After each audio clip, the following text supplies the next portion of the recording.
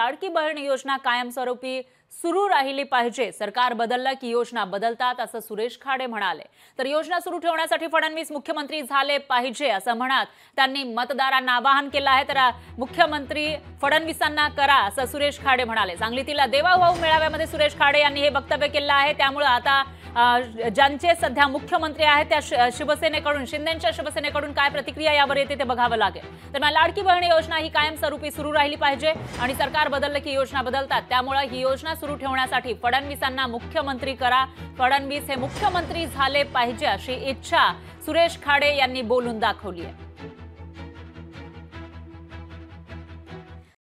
शासन बदलले की स्कीम बंद होते, लक्षात ठेवा।